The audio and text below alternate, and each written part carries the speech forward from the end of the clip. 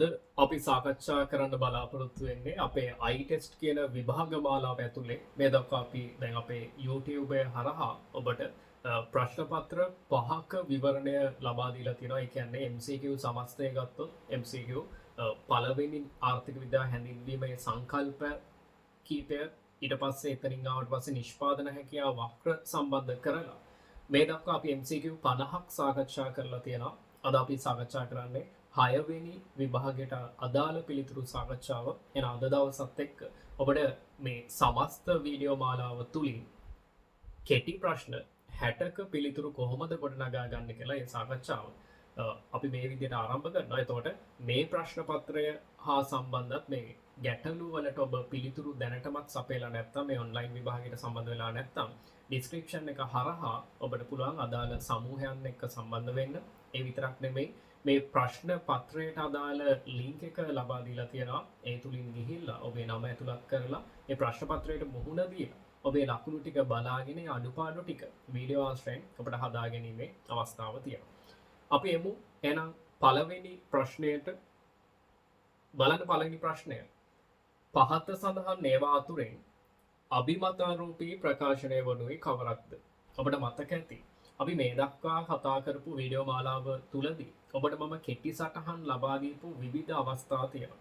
එතකොට හිඟකම කියන්නේ මොකක්ද කියලා මම කෙටි සටහනක් ලබා දුන්නා. ඊට පස්සේ අපි නැවත කතා කරා මේ සූක්ෂම ආර්ථික විද්‍යාවයි සාර්වාර්ථික විද්‍යාවයි කියන්නේ මොකක්ද කියලා, සහ තව අපි මූලිකවම අවධානය යොමු කරපු ඔබට මූලික වෙනස්කම් මම වීඩියෝ මාලාව ආශ්‍රයෙන් ඔබට ලබා දුන්නා. ඔබට වෙනම සටහන් කරගන්න කියලා මතක් කිරීම කරා. එතකොට අපි කතා කරා යථානුරූපී සහ අභිමතාරූපී ප්‍රකාශ අතර මේ වෙනස්කම් මොනවද කියන මෙන්න මේ කාරණා.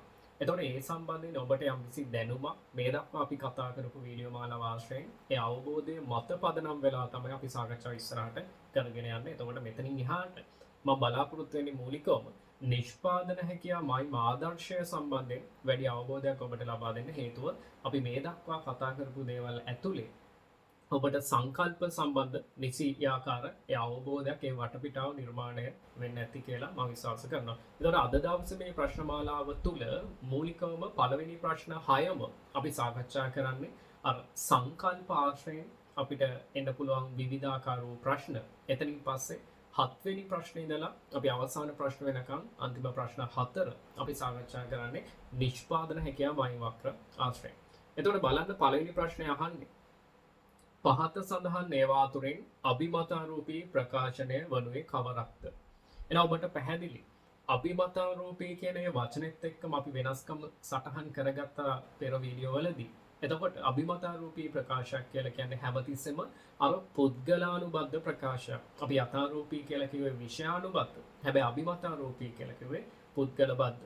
ඒ වගේමයි යථාරූපී කියන ප්‍රකාශ අපිට සත්‍යාපනය කරන්න පුළුවන්. සත්‍යාපනය කියන්නේ මොකක්ද? ඒක 아무තු වචනයක් නෙමෙයි. ඔබ දැන් දන්නවා පෙර වීඩියෝ එකේ මම මතක් කරා. සත්‍යාපනය කියලා කියන්නේ ඒක හරිද වැරදිද නැත්නම් ඇත්තද බොරුද කියලා අපිට ඔප්පු කරන්න පුළුවන්. හැබැයි අභිමතාරූපී ප්‍රකාශය කියන්නේ පුද්ගලබද්ධ. ඔබට හිතන දේ ඔබ කියන, හැබැයි ඒ දේ හරිද වැරදිද කියලා අපිට ඔප්පු කිරීමේ හැකියාවක් නැහැ. එහෙනම් බලන්න පිළිතුරු වලින් ඔබට පේනවා ඇති එතන අපේ මේ අභිමතාරූපී ප්‍රකාශ සම්බන්ධයෙන් මෙන්න මේ ඔබට ප්‍රකාශන 5ක් දීලා තිනවා. මේ පහෙන් මොන ප්‍රකාශයද අභිමතාරූපී ප්‍රකාශ යටතට ගැනෙන්නේ කියලා අහන්න. එහෙනම් පිළිතුර අංක 5 සම්පත් අසමාන ලෙස බෙදී යාම අසාධාරණ වේ කියන කරුණ. හේතුව එක පුද්ගලයෙක් ඒ විදිහට කියද්දී තවත් පුද්ගලයෙක් ඒ හා සම්බන්ධයෙන් එම ප්‍රකාශය සම්බන්ධයෙන් විවේචනාත්මක ඉදිරිපත් කිරීමක් කරන්න පුළුවන්. ඒතකොට අපි හැමතිස්සෙම කතා කරා අභිමතාරූපී ප්‍රකාශ කියන ඒවා හැමතිස්සෙම අර විවේචනයන්ට හරි වදුන් වෙන්න පුළුවන් කියලා. එහෙනම් පළවෙනි ප්‍රශ්නෙට පිළිතුර අංක 5 සම්පත් අසමාන ලෙස බෙදී යාම අසාධාරණ වේ කියන ප්‍රකාශය. ඊට පස්සේ අපි නැවත මේ ඉන්නේ මේ මූලික ප්‍රශ්න ටික ඔක්කොම අපි වටපිටාව දැනටමත් හදාගෙන තියෙන්නේ. ඒක නිසා කිසියම් කෙනෙක් මේ වීඩියෝව මුලින්ම නරඹනවා නම් කරුණාකරලා අපේ පෙර වීඩියෝ මාලාවත් ආශ්‍රය කරලා ඒ වීඩියෝ බලලා ඒ ප්‍රශ්න වලට පිළිතුරු සපයලා ඔබට සම්බන්ධ වෙන්න පුළුවන්. එතකොට වඩා නිවැරදි අවබෝධයක් මෙතනින් ලබා ගන්න පුළුවන්. ඊට පස්සේ දෙවැනි ප්‍රශ්නෙන් අහන්නේ පහත ප්‍රකාශ අතරින් කවරක් සාර්ව ආර්ථිකය හා බැඳුණු යථානුරූපී ප්‍රකාශය වේද කියලා. එතකොට මේ අහන්නේ කාරණා දෙකක එකතුවක්.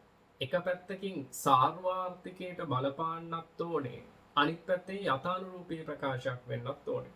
ඔබට පැහැදිලි වෙන්න ඕනේ සාර්වාර්ථිකය කියලා කිව්වට පස්සේ මේ සාර්වාර්ථිකය කියලා කියන්නේ අර මුළු රටටම නැත්තම් සමස්ත ආර්ථිකයටම බලපාන කාරණා වෙන්න ඕනේ. එතකොට ඒ සමස්තයටම බලපාන්නේ නැත්තම් අපි ඒවට කිව්වේ සූක්ෂම ආර්ථික විද්‍යාත්මක සාධකයන් කියලා. මේ වෙලාවේ අහන්නේ සාර්ව ආර්ථිකයත් එක්ක බැඳිලා තියෙන්නත් ඕනේ. ඒ කියන්නේ සමස්ත රටේ ආර්ථිකයටම බලපාන කරුණු වෙන්නත් ඕනේ. අනිත් පැත්තෙන් ඒක යථානුරූපී ප්‍රකාශයක් වෙන්නත් ඕනේ. ඒ කියන්නේ අපිට සත්‍යාපනය කරන්න පුළුවන් වෙන්න ඕනේ, විෂයානුබද්ධ වෙන්න ඕනේ. මෙන්න මේ වගේ කාරණා ආශ්‍රයෙන් තමයි මේ පිළිතුර ගොඩනගා ගන්න වෙන්නේ. එතකොට අපිට පේනවා ඇති එන්න එකේ දෙවනි පිළිතුරට කියනවා කොළඹ පාරිභෝගික මිලදර්ශකයේ අඛණ්ඩ ඉහළ යාමක්. ඔබට මතක් කරනවා මේ කොළඹ පාරිභෝගික මිලදර්ශකයක් කියලා කියන්නේ මේ එක භාණ්ඩයක මිල සහල් කිලෝ එකක මිලවත් පාන් රාත්තලක මිලවත් නෙමෙයි මේකේ තියෙන්නේ. මේකේ තියෙන්නේ භාණ්ඩ පැසක මිල ගණන්. භාණ්ඩ පැසක් කියලා කියන්නේ භාණ්ඩ මල්ලක් කියන එක. එක භාණ්ඩ නෙමෙයි භාණ්ඩ කිහිපයක්. එතකොට මෙන්න මේ භාණ්ඩ පැසක මිල ගණන් වල ඉහළ යාම තමයි මේ කතා කරන්නේ මෙතන මිලදර්ශකයේ අඛණ්ඩ ඉහළ යාම කියලා. එහෙනම් ඔබට පැහැදිලි ඇති කොළඹ පාරිභෝගික මිලදර්ශකයේ අඛණ්ඩ ඉහළ යාමක් කියලා කියන්නේ ඒකේ අදහස තමයි මුළු රටේම ඔන්න භාණ්ඩ හා සේවාවල මිල ගණන් ඉහළ යාමක් වෙලා තියෙනවා කියන කාරණා. ඒ කියන්නේ සරලම අර්ථය තමයි ඔබ දන්න වචනේ. හරි. උද්දමන තත්ත්වයක් ආර්ථිකයේ බිහි වෙලා තියෙනවා කියලා. ඒත් එක්කම කියනවා බලන්න. ඉහළ යාමත් සමග ආර්ථිකයේ විරැකියාව විශාල ලෙස පහළ වැටීමක් සිදු වී ඇත. ඔබ දන්න විරැකියාව කියලා කියන්නේ අර රස්සා නැතුව ඉන්න පිරිස් ප්‍රමාණය අඩු වෙලා. ඒ කියන්නේ මොකක්ද මේකේ සැඟවිලා තියෙන අර්ථය ගන්න විරැකියාව අඩුයි කියන්නේ රස්සා කරන පිරිස් වැඩි කියන එක. එතකොට මෙන්න මේ සංසිද්ධිය අපිට විවිධ දෘෂ්ටි කෝණ වලින් අර්ථකථනය කරන්න පුළුවන්. මේකට මම එක විදිහක ඔබට හිතන්න යම්කිසි වටපිටාවක් නිර්මාණය කරන්න අවබෝධයක් ගන්න. හිතන්න ආර්ථිකයක් වර්ධනය වෙනවා කියන්නේ මම කියන දේවල් ටික හොඳට ඇහුම්කම් දෙනවත් එක්කම ඔළුවට ධාරණය කරගන්න. ඔබ ඉගෙන ගත්තේ සංකල්පත් එක්ක මේ දේවල් ටික කොහොමද සම්බන්ධ වෙන්නේ කියලා හොඳ සිහියෙන් අහගෙන ඉන්න. ඔබ හිතන්න ආර්ථික වෘද්ධිය. ආර්ථික වෘද්ධියක් කියලා කියන්නේ මේකේ අදහස තමයි රටේ සමස්ත නිෂ්පාදිතය වැඩි වෙනවා කියන එක. මොකක්ද? රටේ සමස්ත නිෂ්පාදිතය වැඩි වෙනවා. හිතන්න සරලම අදහසක් ගමු. අපි ආර්ථික වෘද්ධියට අපි හිතමු මේ රටේම තියෙන තනි බේකරියක් කියලා හිතන්නකො. හරි පාන් හදන එක බේකරියක් තියෙනවා. එතකොට ආර්ථික වෘද්ධියක් කියලා කියන්නේ මොකක්ද? මේ බේකරිය හදන පාන් රාත්තල් ගාන වැඩි වෙන්න ඕන. ඒක තමයි අපි සමස්තයක් විදිහට ආර්ථික වෘද්ධිය කියලා කියන්නේ. අපි ලේසිම උදාහරණයක් ගමු. එන අර කඩේ හදන ඒ බේකරිය හදන පාන් රාත්තල් ටික වැඩි වෙන්න ඕන.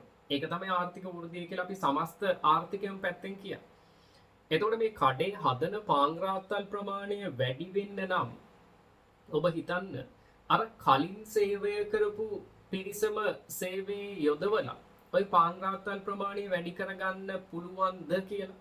එතකොට ඔබට හිතෙන්න පුළුවන් අතිකාල සේවය නැත්නම් අපි සාමාන්‍ය භාවිතා කරන්නේ ඉංග්‍රීසි ටර්ම් එක OT කියලා. එතකොට OT පැය ගාණක් වැඩ කරලා එතන හදන්නත් පුළුවන් කියලා අදහසක් එන්න පුළුවන්. හැබැයි මේ අපි හැමතිස්සෙම ආර්ථික වෘද්ධියක් කියලා කියන්නේ අඛණ්ඩව වැඩි වෙනවා. අර බේකරිය හදන පාන් රාත්තල් ඊයට වඩා අද වැඩි.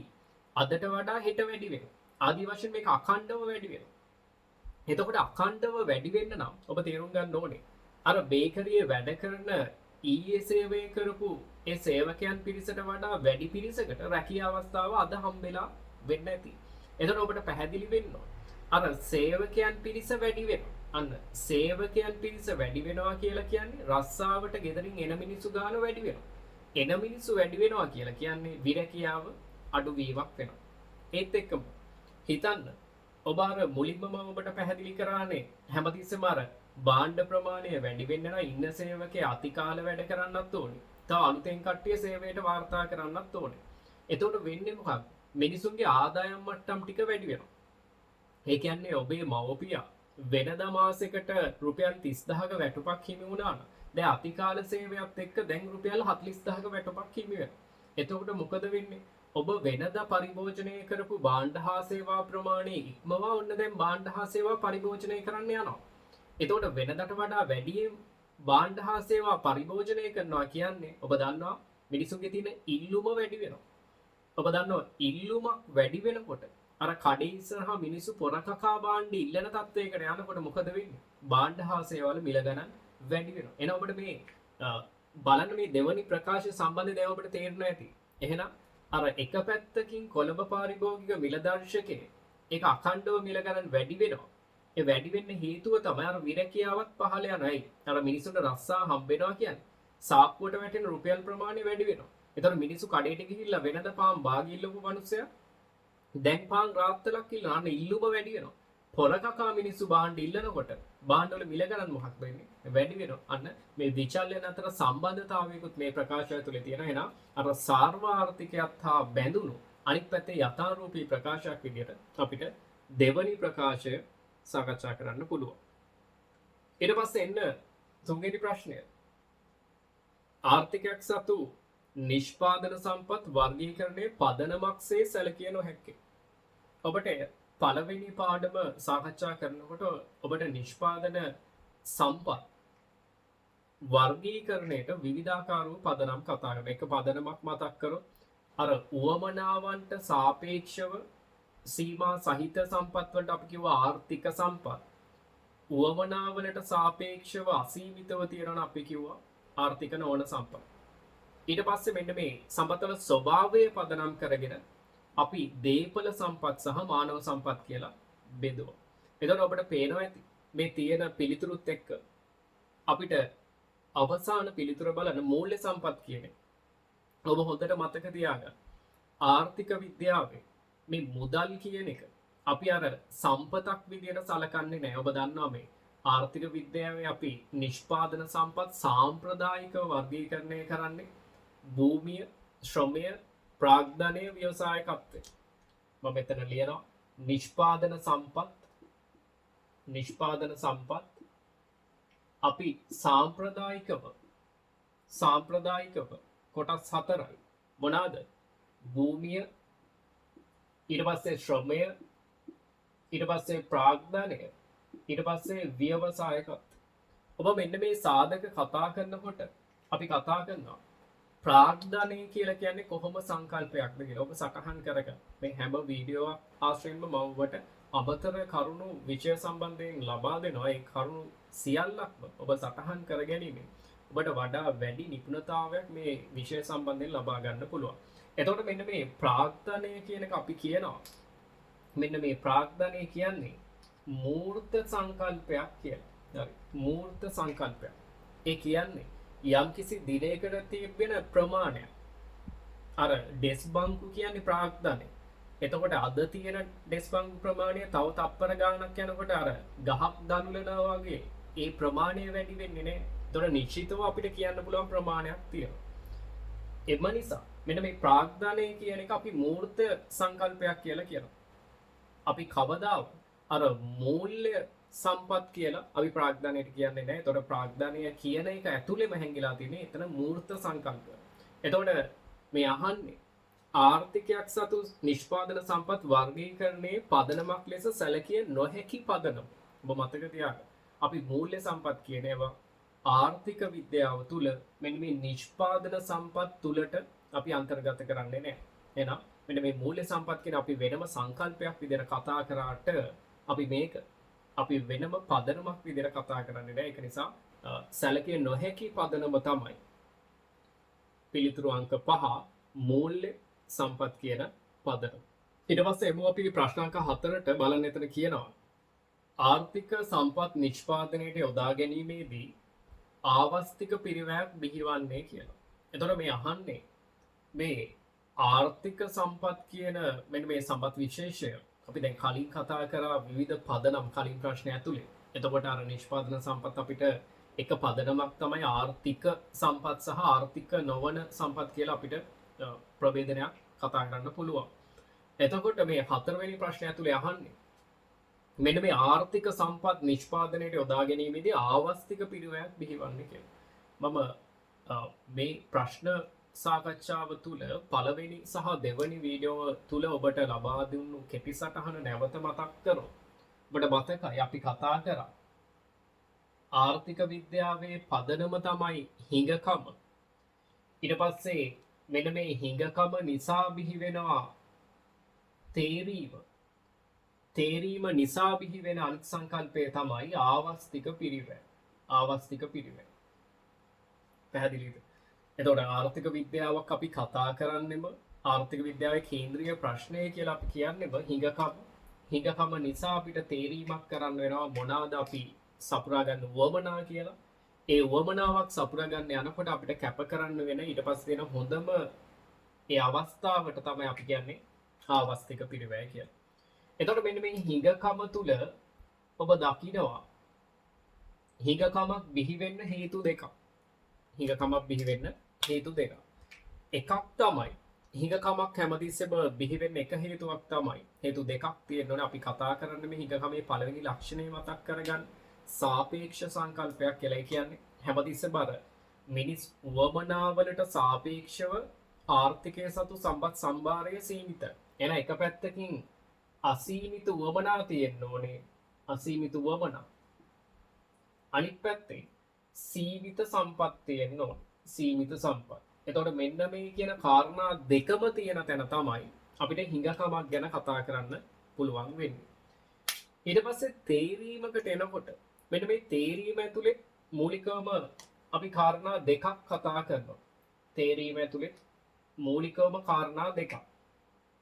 එකක් තමයි තේරීම එන්නේ මේ හිඟකම නිසානේ. ඒක නිසා අපි එකක් කියනවා මේ තේරීමක් කරන්න නම් එකක් තමයි සම්පත් සීමා සහිත වෙන්න ඕනේ. එක කරුණක් තමයි සම්පත් සීමා සහිත. සම්පත් සීමිත වෙන්න ඕනේ. හරි සීමිත සම්පත්. අනිත් පැත්තෙන් අපි කතා කරනවා මෙන්න මේ සම්පත් වල විකල්ප භාවිතක් තියෙන්න ඕනේ. විකල්ප භාවිත. ඒ කියන්නේ එක වැඩකට විතරක් නෙමෙයි මේ සම්පත් වලින් අපිට විවිධාකාර වූ වැඩ කරන්න පුළුවන් වෙන්න ඕනේ. පිටිගෝණියකින් පාන් හදන්නත් පුළුවන් වෙන්න ඕනේ. මාළු පාන් හදන්නත් පුළුවන් වෙන්න ඕනේ. බරිස් හදන්නත් පුළුවන් වෙන්න ඕනේ. එතකොට අර ඒ පිටිගෝණිය එක් භාණ්ඩයක නිෂ්පාදනයකට දැම්මොත් තව භාණ්ඩයක් වෙනුවෙන් එතන අපිට යම්කිසි අත්හැරීමක් කරන්නත් වෙනවා. ඒ වගේම අපිට තේරීම කියනොන්න සුවිශේෂී කරුණකට සම්බන්ධ වෙනවා. එහෙනම් අපිට පැහැදිලි වෙන්න ඕනේ. මෙන්න මේ තේරීම කියන කරුණ ඇතුලේ හැංගිලා තියෙනවා තේරීමක් කරන්නෙම. දැන් හිතන්න අර බේකරියේ කතාවට මේ ඒ බේකරියේ තියෙන මේ පිටිගෝණිය මොනවාද හදන්නේ කියලා තේරීමක් කරන්නෙම. ඇයි ඒ පිටි කියන එක සීමා සහිතයි. පිටිගෝණියයි තියෙන්නේ. එතකොට මොනවාද කරන්න කියලා තේරීමක් කරන්න වෙනවා. ඒ විතරක් නෙමෙයි. ඒ පිටිගෝණියෙන් හදන්න පුළුවන් පාන් විතරකුත් නෙමෙයි. මාළු පාන් හදන්නත් පුළුවන්, පැටිස් හදන්නත් පුළුවන්, බනිස් හදන්නත් පුළුවන්. අන්න විකල්ප භාවිතක් තියෙනවා. එතකොට තමයි තේරීමක් කරන්න වෙන්නේ. ඒ වගේම ඔබ ඉගෙන ගන්න දැන් මෙන්න මේ තේරීම නිසා තමයි ආවස්තික පිරිවැය බිහි වෙන්නේ. මෙන්න මේ ආවස්තික පිරිවැය සඳහා බලපාන සාධක වෙන්නේ මෙන්න මේ සම්පත් සීමිත වීමයි විකල්ප භාවිත පැවතීමයි කියන මෙන්න මේ කාරණා දෙක. එහෙනම් ඔබට පැහැදිලි වෙන්න ඕන මේ ප්‍රශ්නෙට පිළිතුර. එතකොට පළවෙනි පිළිතුර පොඩ්ඩක් බලන්න.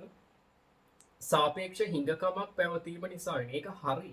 හැබැයි අපිට හැමතිස්සෙම උසස් පෙළ විභාගයේදී අපි බලාපොරොත්තු වෙන්නේ සහ ඔබ මේ ප්‍රශ්නෙට පිළිතුර ගන්න ඕනේ හැමතිස්සෙම හරි පිළිතුර නෙමෙයි වඩා නිවැරදි පිළිතුර. ඒ කියන්නේ නිවැරදි පිළිතුරු තියෙන්න පුළුවන්. හැබැයි ඊටත් වඩා නිවැරදි පිළිතුරු වලට තමයි ඔබ හැමතිස්සෙම ඔබ හරි පිළිතුරු විදියට ලකුණු කරන්න ඕනේ. බලන්න එහෙනම් පළවෙනි පිළිතුර මම වැරදි කියන්නේ ඒක හරි. හැබැයි ඊට වඩා නිවැරදි පිළිතුර තමයි දෙවෙනි පිළිතුර. බලන්න. හිඟකම මෙන්ම ඒ කියන්නේ අර පළවෙනි පිළිතුරේ තිබ්බේ සාධකයක් තියෙනවා. ඒකත් එක්ක ඔබ දන්න හිඟකම කියලා කියන්නේ මේ සම්පත් සීමිත වීම කියන කරුණ. මෙතන හිඟකම. එහෙනම් දෙවෙනි පිළිතුරේ කියනවා බලන්න. හිඟකම මෙන්ම විකල්ප නිෂ්පාදන හෝ පරිභෝජන කාර්යයන් සඳහා යොදාගත හැකි බැගිනන්න විකල්ප භාවිත කියන කරුණක් තියෙනවා. එහෙනම් මේ කාරණා දෙකේම එකතුවක් තමයි අපි කතා කරන්නේ.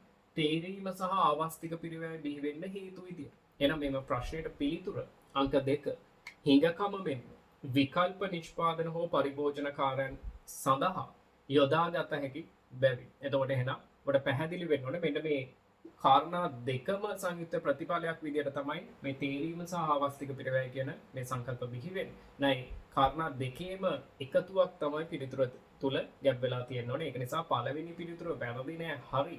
හැබැයි වඩා නිවැරදි පිළිතුර වෙන්නේ පිළිතුරු අංක 2. බලන්න පස්වෙනි ප්‍රශ්නය.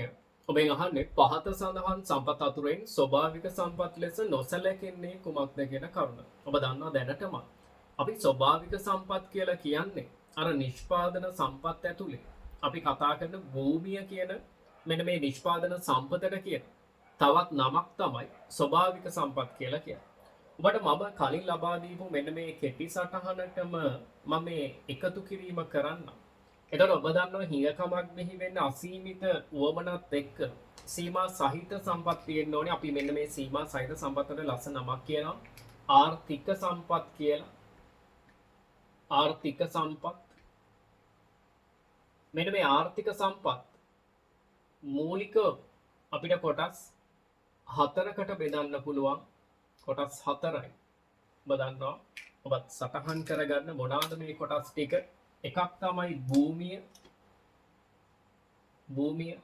ඊට පස්සේ ශ්‍රමය, ඊට පස්සේ ප්‍රාග්ධනය සහ අවසානයේ ව්‍යවසායකත්වය. එතකොට මෙන්න මේ භූමියට කියන තවත් නමක් තමයි ස්වභාවික සම්පත් කියලා කියන්නේ. ස්වභාවික සම්පත්. එහෙනම් මේ කාරණාවත් එක්ක ඔබ බලන්න මෙන්න මේ භූමිය කියන සාධකයට නැත්නම් මේ ස්වභාවික සම්පත් අර නිෂ්පාදනයේට අපි භාවිතා කරන ස්වභාව ධර්මයේ දායාද ලෙස මිනිසාට ලැබී ඇති සියලුම දේවල් වලට තමයි අපි භූමිය කියන්නේ. එහෙනම් මෙන්න මේ විදිහට ස්වභාව ධර්මයෙන් මිනිසාට ලැබිලා තියෙන දේවල් වලින් මෙන්න මේ අහන්නේ මේ වෙලාවේ ඊට ඇතුළත් නොවන දේ කුමක්ද කියලා. ඔබට මම පොඩි දෙයක් කලින් වීඩියෝ වලදී මතක් කරා. හැමතිස්සෙම මෙන්න මේ භූමිය කියන සාධකය සහ ප්‍රාග්ධනය කියන සාධකය අතර වෙනස හැමතිස්සෙම රැඳිලා තියෙන්නේ මිනිස් මැදිහත් වීමක් තියනවද නැද්ද කියන කරුණත් එක්ක. මිනිස් මැදිහත් වීමක් තියෙන්න බෑ භූමිය කියන සාධකය තුල. හැබැයි ප්‍රාග්ධනය කියලා කියන්නේ හැමතිස්සෙම නිෂ්පාදනයට භාවිතා කරන මිනිසා විසින් සම්පාදිත නිෂ්පාදන ආධාරකයන් මෙතන හැමතිස්සෙම මිනිස් මැදිහත් වීමක් තියෙනවා. එහෙනම් ඔබ බලන්න මේ පිළිතුරු ටික මහවැලි ගඟ කියලා කියන්නේ මිනිස් මැදිහත් වීමකින් නිෂ්පාදනයට කරපු දෙයක් නෙමෙයි. ස්වභාවිකව පිහිටපු දෙයක්. සමනල කන්ද ස්වභාවිකයි. මිනිස් මැදිහත් වීමක් නැහැ. එහෙනම් භූමිය. ඊට පස්සේ කුමන වනෝද්‍යානය මිනිස් මැදිහත් වීමක් නැහැ. ඊට පස්සේ අවසාන පිළිතුර වනසතුන් මිනිස් මැදිහත් වීමක් නැහැ. හැබැයි කුඹුරක් කියලා කිව්වට පස්සේ ඔබට එකපාරට හිතෙන්න පුළුවන් කුඹුරක් කියන්නේ අර ඔබට ස්වභාවික පරිසරයක් වගේ දසුණක් සිහියට එන්නේ. හැබැයි එතන කුඹුර කියන එක එතන අනිවාර්යයෙන්ම මිනිස් මැදිහත් වීමක් එක්ක සෑදුණු දෙයක්. ඒ කියන්නේ අපි කුඹුරක් කියන එක හැමතිස්සෙම ගන්නෙ ප්‍රාග්ධනය කියන නිෂ්පාදන සාධකයක් එක්ක. එන අර ස්වභාවික සම්පත් තුලට ඇතුළත් නොවන සාධකය අපිට ගන්න පුළුවන් පිළිතුරු අංක 4 කුඹුරක් කියන සාධකය. ඊට පස්සේ එන්න 6 වෙනි ප්‍රශ්නෙට. නිෂ්පාදන ක්‍රියාවලිය තුල ශ්‍රම විභජනයේ ලාභදායී වීමට අදාළ සාධකය වන්නේ කුමක්ද? ඔබට ඒ කාරණාවක් මතක් කරොත් එතකොට අපි ශ්‍රම විභජනය සහ විශේෂ ප්‍රාගුණ්‍ය කියන මෙන්න මේ කාරණා අපි හැමතිස්සෙම කතා කරේ මෙන්න මේ ශ්‍රමයත් එක්ක. මෙතන තමයි ශ්‍රම විභජනයයි. ඊට පස්සේ විශේෂ ප්‍රාගුණ්‍ය කියන කාරණා කතා කරේ අපි මෙන්න මේ ශ්‍රමයත් එක්ක.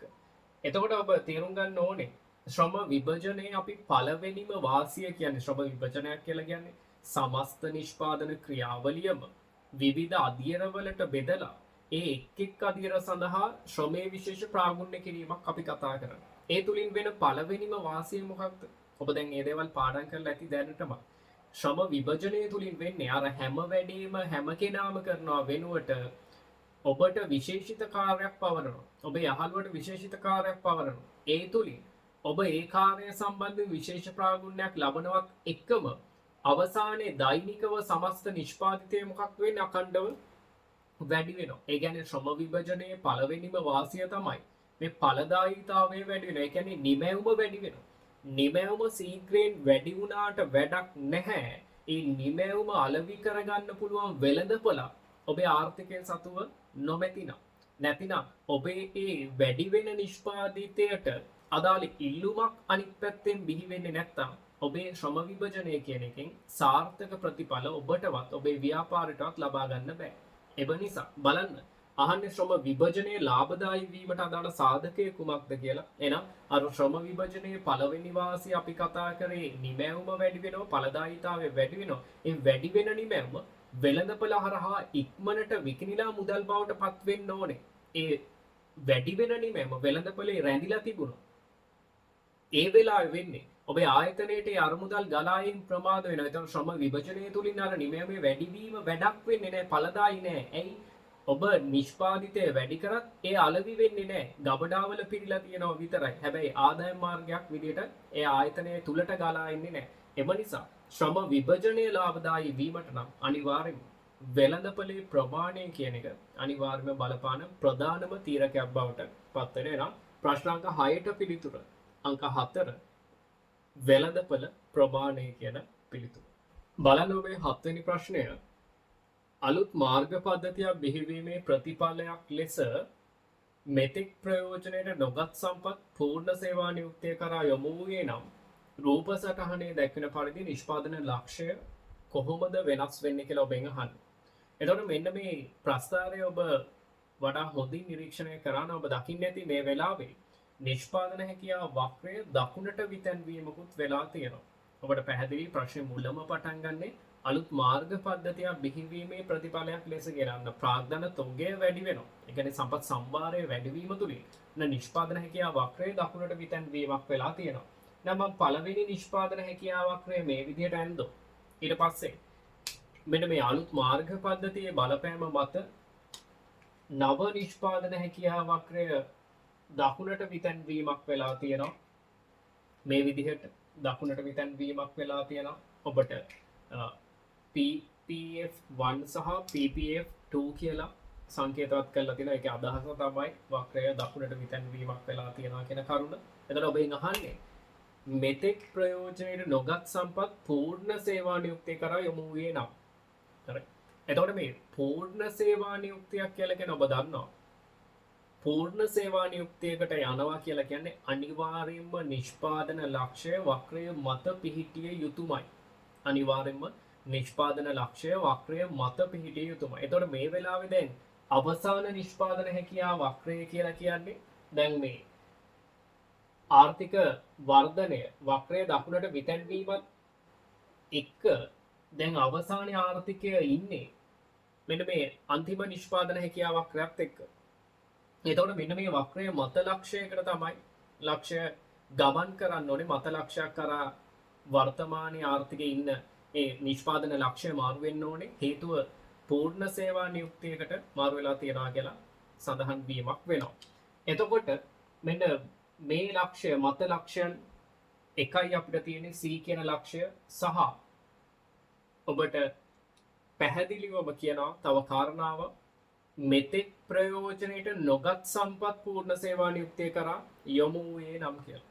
එතකොට ඔබට පැහැදිලි ඇති අර පළවෙනි නිෂ්පාදන හැකියාව වක්‍රයට ඇතුළතින් ලක්ෂයක් තියෙනවා U කියලා. ඒකේ අදහස තමයි අර කලින් නිෂ්පාදන හැකියාව වක්‍රය මම නැවත කඩේකින් මේ විදිහට පෙන්නුවොත් ඔබට මෙතන අදහස ගන්න පුළුවන්. U කියන ලක්ෂය ඉන්නවා කියලා කියන ඔබ දන්නවා වක්‍රය මත කියන්නේ පූර්ණ සේවා නියුක්තියක් නම් වක්‍රය ඇතුළත ලක්ෂයක් කියලා කියන්නේ ඌන සේවා නියුක්තියක්. ඒ කියන්නේ අර විරැකියා තත්වයක්. ඒ කියන්නේ ප්‍රයෝජනයට නොගත් සම්පත් ප්‍රමාණයක් තියෙනවා. එතකොට මෙන්න මේ U කියන ලක්ෂයේ ඉඳලා C කියන ලක්ෂය කරා ගමන් කරොත් අර ප්‍රයෝජනයට යොදා නොගත් සම්පත් ටික අර ආර්ථික වෘද්ධියත් එක්ක ප්‍රයෝජනයට යොදා ගත්ත අවස්ථාවක් දක්වා වෙනස් වෙලා තියෙනවා. එහෙනම් ප්‍රශ්නෙට පිළිතුර අංක 3 U සිට C දක්වා කියන ඒ පිළිතුර අංක 3. right. ඊට පස්සේ අපි එමු අනිත් ප්‍රශ්නෙට. හරි. බලන්න මේ ප්‍රශ්නය. සෑම වෙළඳපළකම මිල ආන්තික පිරිවැයට සමාන වෙනවා. ඔන්න නිෂ්පාදන හැකියාව වක්‍ර සම්බන්ධයෙන් තමයි අපි අවසාන වෙනකම් දැන් සාකච්ඡාව යන්නේ. මේ ප්‍රස්තාරයක් මම මේ විදිහටම අරගෙන අදාළ එකතු කිරීම් ටික කරනවා. එතකොට ඔබ බලන්න මම මෙන්න මෙහෙම ගන්නවා. මේ විදිහට මෙතන ගන්නවා. මේ පැත්තේ y භාණ්ඩ මෙතන y භාණ්ඩයේ මිල py කියලා මම ගන්නවා y භාණ්ඩයේ මිල py. ඊට පස්සේ මෙතන බිඳුවයි ඊට පස්සේ මේ දත්ත ටික බලන්න. ඔබ දන්නවා හැමතිස්සෙම වෙළඳපළක් ඇතුලේ අපි කතා කරන්නේ වෙළඳපළක් කියලා කියන්නේ ඔබ ඕලෙවල් මට්ටමේදී ඔබ කතා කරලා ඇති වෙළඳපළක් කියන්නේ සරලවම ගැනුම්කරුවන් සහ විකුණුම්කරුවන් ඉන්නවා. ඒ කියන්නේ වෙළඳපළේ ඉල්ලුම් පාර්ශවය එක පැත්තකින් තියෙද්දී ඉල්ලුම එක පැත්තකින් තියෙද්දී අනිත් පැත්තේ සැපයුම් පාර්ශවයේ තියෙනවා.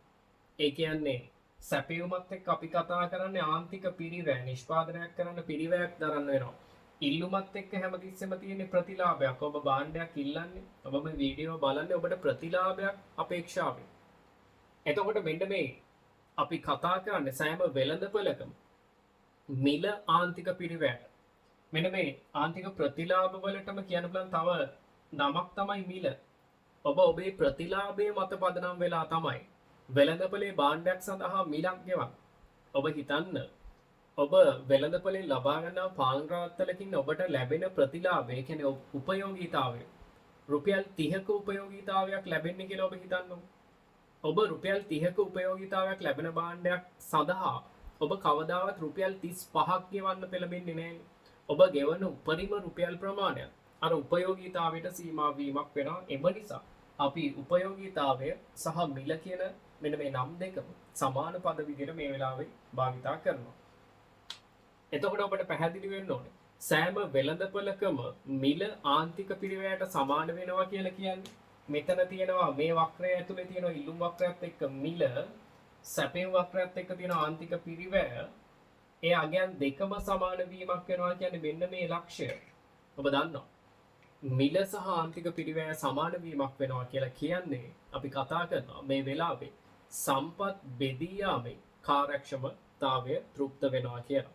එතකොට ඔබ දන්නවා අපි ලස්සන සංකල්පයක් කතා කරනවා ආර්ථික විද්‍යාවේ ආර්ථික කාර්යක්ෂමතාවය කියලා. මෙන්න මේ ආර්ථික කාර්යක්ෂමතාවයේ කොටස් දෙකක් අපි කතා කරනවා නිෂ්පාදනයේ කාර්යක්ෂමතාවය සහ සම්පත් බෙදී යාමේ කාර්යක්ෂමතාවය කියලා. එතකොට මෙන්න මේ සම්පත් බෙදී යාමේ කාර්යක්ෂමතාවය සාක්ෂාත් වෙන්න නම් මෙන්න මේ මිල සහ ආන්තික පිරිවැය කියන මෙන්න මේ සාධකවල තුලනය වීමක් ඒ කියන්නේ සමාන වීමක් එතන ඒ කොන්දේසිය විදිහට අපි කතා කරන එන 8 වෙනි ප්‍රශ්නයට පිළිතුරු අංක 1 සම්පත් බෙදී යාම කාර්යක්ෂම වීමක් වෙනවා. හේතුව සම්පත් බෙදී යාමේ කාර්යක්ෂමතාවය සඳහා මෙන්න මේ කාරණා දෙකම සමාන වීමක් වෙන්න ඕනේ. ඒ කියන්නේ මේ වක්‍ර දෙකේ ඡේදනය අපේක්ෂා කරනවා. ඊට පස්සේ 9 වෙනි ප්‍රශ්නය බලන්න. පහත සඳහන් ප්‍රකාශන අතුරෙන් නිවැරදි ප්‍රකාශය තෝරන්න. ඔබෙන් අහන්නේ නිවැරදි ප්‍රකාශන. ඒ කියන්නේ මේ පිළිතුරු පහ ගත්තට පස්සේ අනිවාර්යයෙන්ම ප්‍රකාශන හතරක්ම වැරදි. හරි ප්‍රකාශන තියෙන්නේ එකයි. එහෙනම් බලන්න දෙවනි ප්‍රකාශනය පූර්ණ නිෂ්පාදනයක් ලබා නොදෙන අයුරින් සම්පත් භාවිතා කිරීම. අපි කලින් ප්‍රශ්නේ කතා කරා 7 වෙනි ප්‍රශ්නේ කතා කරා. හැමතිස්සෙම පූර්ණ සේවා නියුක්තියකට යනවා කියලා කියන්නේ පූර්ණ නිෂ්පාදනයකට යනවා කියලා කියන්නේ ඒ දෙන්නගේම එකතුව කියන්නේ ඔබ දන්නවා දැන් නිෂ්පාදනයේ කාර්යක්ෂමතාවයකට යනවා කියලා කියන්නේ අනිවාර්යයෙන්ම ඉන්න ඕනේ වක්‍රය මත ලක්ෂයක. හැබැයි කියනවා බලන්න දෙවනි පිළිතුර පූර්ණ නිෂ්පාදනයක් ලබා නොදෙන අයුරින් සම්පත් භාවිතා කිරීම ඌන සේවා නියුක්තිය ලෙස හැඳින්විය හැකියි. මේ අහන්නේ නිවැරදි ප්‍රකාශය. පූර්ණ ලෙස සම්පත් භාවිතා කරන්නේ නැහැ කියන්නේ අපි ඉන්නේ එක තැනක. ඔබ ඉගෙන ගන්න මේ පිළිතුර අඳුර ගන්නවා වගේම ප්‍රස්ථානික නිරූපණයක් දැන් ඉගෙන ගන්න. පූර්ණ සේවා නියුක්තියක් කියලා කියන්නේ වක්‍රය මත නම් එනම් පූර්ණ නිෂ්පාදනයක් ලබා නොදෙන අයුරින් සම්පත් භාවිතා කිරීම අපි කියනවා ඌන සේවා නියුක්තියක් කියලා. සේවා නියුක්තිය මදි ඌනයි ඌනතාවයක් තියෙනවා. එහෙනම් අපි ඒක පෙන්වන්නේ වක්‍රය ඇතුළත ලක්ෂයකින්. ඒක නිසා ප්‍රශ්න අංක 9ට පිළිතුර අංක 2 නිවැරදි ප්‍රකාශය වෙන්නේ දෙවනි ප්‍රකාශය. ඊට පස්සේ බලන්න නිෂ්පාදන හැකියාව වක්‍රය මත තිරස් අක්ෂයේ x භාණ්ඩ තිරස් අක්ෂයේ x භාණ්ඩ සිරස් අක්ෂයේ y භාණ්ඩ. ඔන්න මෙතන දැන් අර පළවෙනි ප්‍රස්තාවයේ තිබ්බේ භාණ්ඩ වර්ග දෙක මාරු වෙලා තියෙනවා. මම මෙතෙන්ට ගන්න එනවා ප්‍රශ්නේ කියන්නේ තිරස් අක්ෂයේ x භාණ්ඩ මෙතන x භාණ්ඩ මෙතන x භාණ්ඩ ඊට පස්සේ සිරස් අක්ෂයේ y භාණ්ඩ මෙන්න මේ විදිහට තියෙනවා.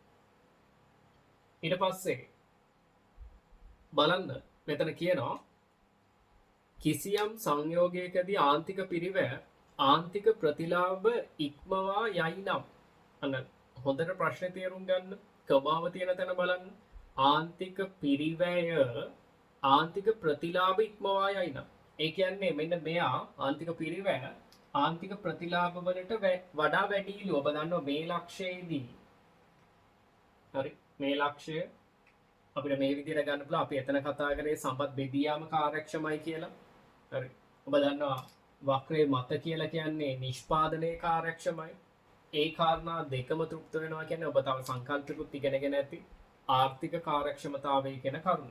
එතකොට බලන්න මේ ප්‍රශ්නෙන් අහන දේ. මේ ප්‍රශ්නෙන් අහන්නේ තේරුම් ගන්න ආන්තික පිරිවැය ආන්තික ප්‍රතිලාභ ඉක්මවා පවතින. ඒ කියන්නේ හැමතිස්සෙම මෙන්න මේ අපි අගයන් ආදේශකට බලන්න මේ ලක්ෂයෙන් පස්සේ බලන්න දකුණු අත පැත්තට මම මෙතන ගන්නවා x බාණ්ඩ 100ක් කියලා ගන්න x බාණ්ඩ 100යි.